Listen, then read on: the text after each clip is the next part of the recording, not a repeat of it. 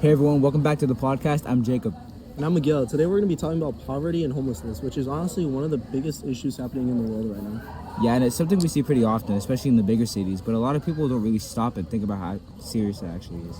Or how many different reasons there are behind it. A lot of people assume homelessness only happens because someone made bad choices, but it's way more complicated than that. Exactly. So today we're going to talk about the history behind poverty and homelessness, what's happening currently, and also a project ideas schools could do to spread awareness and help people in the community. Poverty has existed basically forever. Throughout history, there's always been people struggling financially, while others had way more opportunities and resources.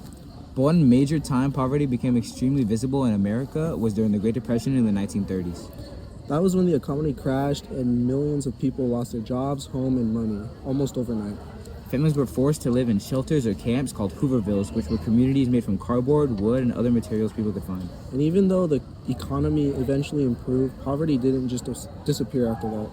Then, in the 1960s, the government created programs meant to help people struggling with poverty, like food assistance and healthcare programs. But homelessness became even more noticeable again during the 1980s because housing prices increased and affordable houses became harder to find. And honestly, that still connects to today because housing prices now are crazy expensive. Exactly. A lot of people are only one emergency away from struggling financially. Right now, homelessness is a major issue in cities across the U.S. Especially after COVID, because a lot of people lost jobs or struggled financially during the pandemic. And prices for basically everything went up. Food, rent, gas, all of it. Which makes it harder for families to survive, even if they're working full-time jobs. And people don't always realize that homelessness affects students as well. Yeah, some teenagers deal with housing insecurity, meaning that they move around a lot or temporarily stay with relatives or friends.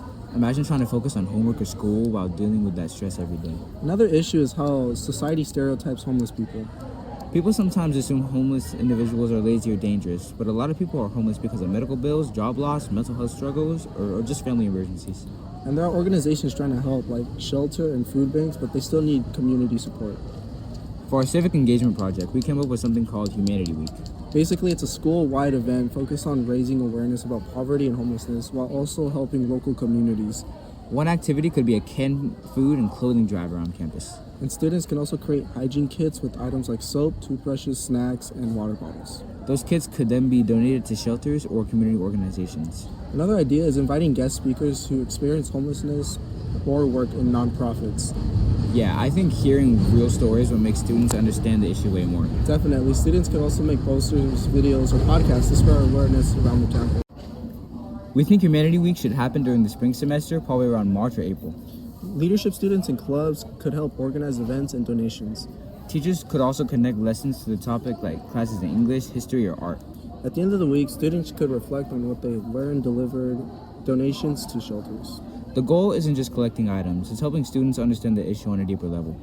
Poverty and homelessness has existed for a long time and still affects millions of people today. But even small actions can make a difference. Thanks for listening to our podcast. We'll see you guys next episode.